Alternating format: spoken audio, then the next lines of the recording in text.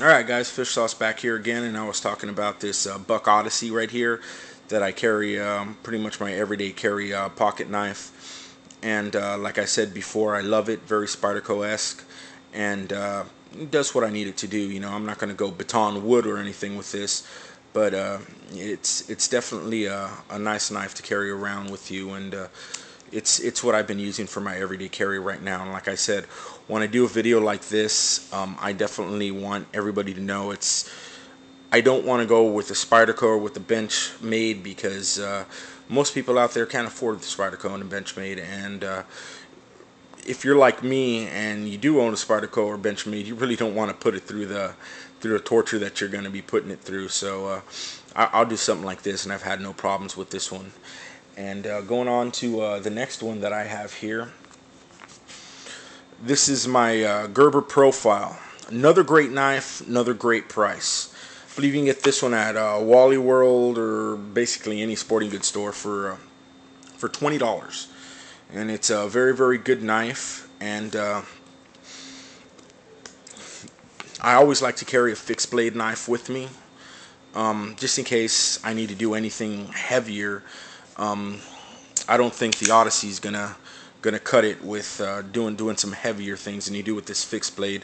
If you look at the tang on that fixed blade, got some jimping up right here. Very, very good. You can get a good grip on that, and you can't go wrong with it's a Gerber Profile, and like I said, it's $20, and you can't beat that for $20. And people are probably asking, well, you got your Odyssey over there, why in the world are you going to carry something big like that, carry a fixed blade like that? Well, in a situation, of course, for self-defense, I would definitely go more with the Profile here. I have another knife that we'll get into after this, for that's strictly for self-defense purposes. But if I had a choice of all the knives that I do carry, because you definitely, if you can, you want to stay away from this as much as you can. This is going to be your last option. This is deadly force. Once this is used, I mean, it's used because you're going to kill somebody, and you want to stay away from this. And what I've seemed to realize is sometimes something like this is works a little bit better, because you have the striking capability of hitting them back here as well. You can get a good strike on them. And a lot of the times, especially depending on the laws in your state, when you can and can't use this depends on what your attacker has. If you have attacker coming up to you and he's pretty much unarmed, or if you're caught by surprise for any reason whatsoever, sometimes it's easier to pull this out, and have that. And with that, I'm actually going to go in and I'm gonna go into the other knife I carry for that exact reason. The next knife I'm going to show you right here is, I love this knife, and I haven't had it for too long. And this right here is a Gerber, and believe it or not, it's the most expensive knife out of all the other knives you've seen, and it's probably one of the smallest knives. This is called a Gerber Basic, and the reason I love this knife so much is it is a fixed blade knife. You see that? You push up there and come out. It is a fixed blade knife. It has a 3-inch blade. It's probably, I would say, about 6 inches overall. And the reason I like this knife so much is, you'll see in other videos, if you ever see me carrying it, I carry this everywhere I go. Actually, I carry pretty much everything you see there everywhere I go. But the reason I like this so much is I actually wear this. When I actually put this on in my, I wear this when I have it clipped on. It actually sits at an angle like that, right under my belly on my left hand side, and I have that sitting right there. And the reason I have that sitting right there is because I can draw this knife in less than a second. This knife will come out before this gun will come out, before this knife will come out, and definitely before I can deploy this knife. This knife I have to pull out and actually deploy it.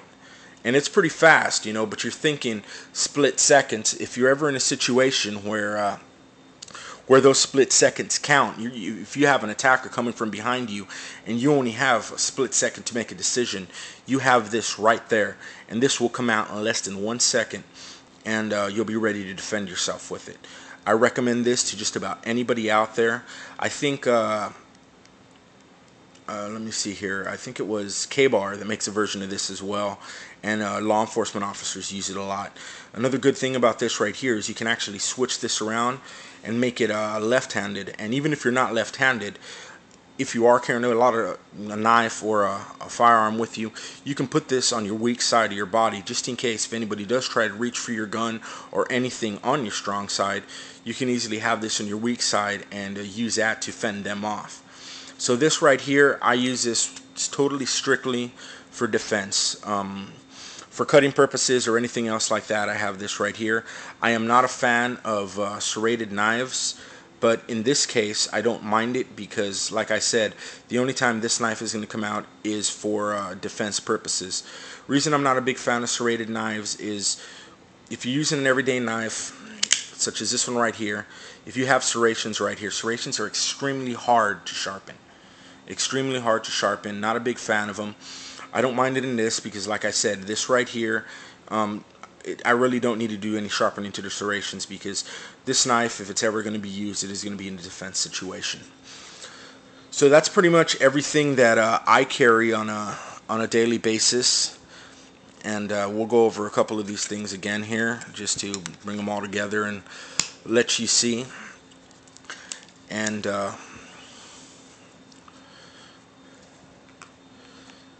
this is pretty much my my everyday carry right here.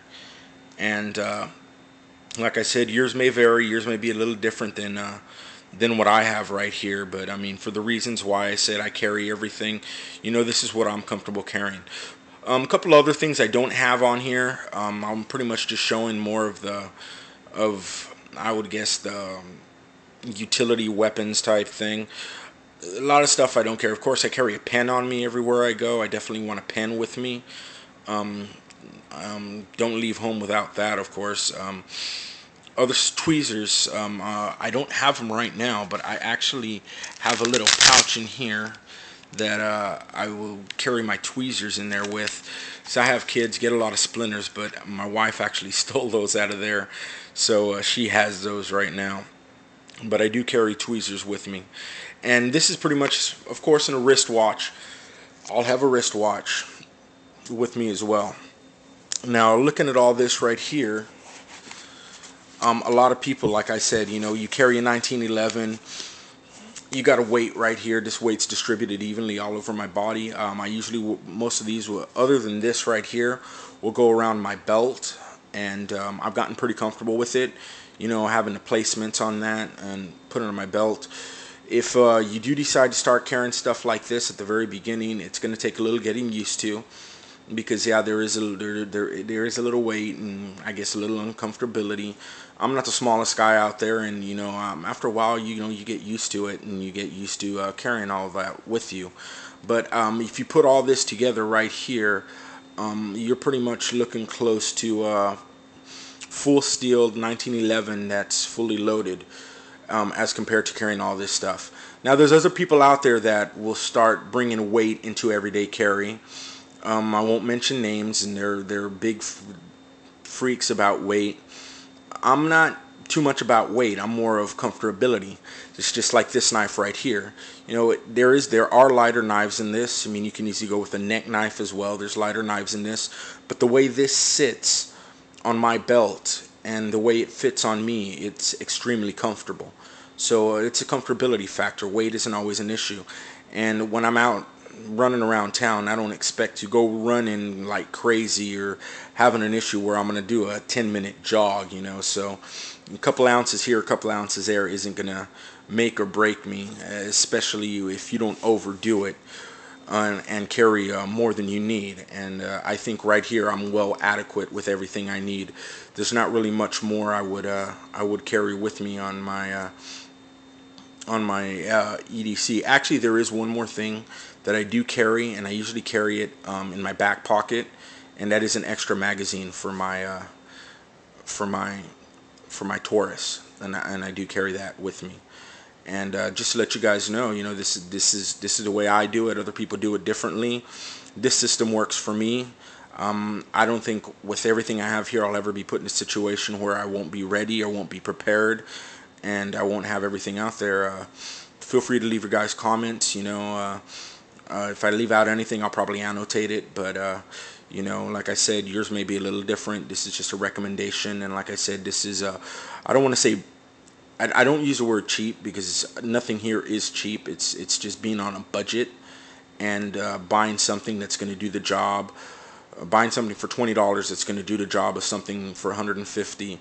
Might as well buy the $20 product. That's the way I am. I mean, I'm value. Value is a high point for me. So if you like it, leave comments, subscribe, and there's definitely gonna be more videos coming up. If you don't see me doing the videos, you're gonna see my partner Gun Chowder doing some videos. I think he got a new watch that he's gonna do a video on, and he has an old Taurus, an old 9mm Taurus. He'll probably do a video on as well. So yeah, just thanks for watching, guys, and just let you know, always remember your Second Amendment. Always remember your Second Amendment. Keep that in mind. And if you have a weapon and you have something like that, join the NRA. I can't stress that enough. Join the NRA. Support our right to be able to walk out with stuff like this, with weapons like this.